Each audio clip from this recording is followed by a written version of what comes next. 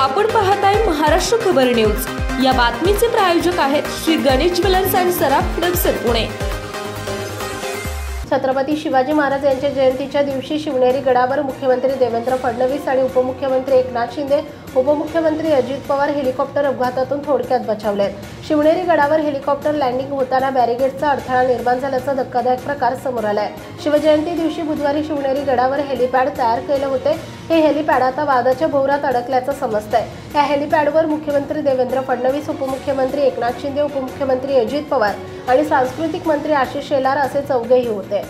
या हेलिकॉप्टरला लँडिंग करताना हेलिपॅड भोवतीचे सुरक्षेकरिता बॅरिकेड्स उभारले होते, त्यामुळे धोका निर्माण झाला। त्यामुळे काही वेळ हे हेलिकॉप्टर हवेत स्थिरावले होते। हेलिकॉप्टर लँडिंगचा व्हिडिओ आता समोर आलाय। मात्र पायलटनं सावधानता बाळगून पश्चिमेकडून आलेल्या हेलिकॉप्टरचं पूर्व पश्चिम असं लँडिंग न करता हेलिकॉप्टरची दिशा पूर्वेकडून दक्षिणेकडे केली आणि हे हेलिकॉप्टर दक्षिण उत्तर असे सुरक्षितरित्या लँडिंग केलं। हेलिकॉप्टर उतरल्यावर पायलटनं हा प्रकार संबंधित विभागाला सूचित करून ही गंभीर चूक लक्षात आणून दिली आणि त्यानंतर हे बॅरिकेड्स हटवण्यात आले।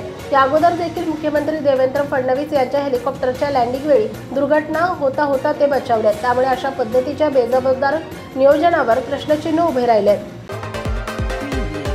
आपण पाहताय महाराष्ट्र खबर न्यूज।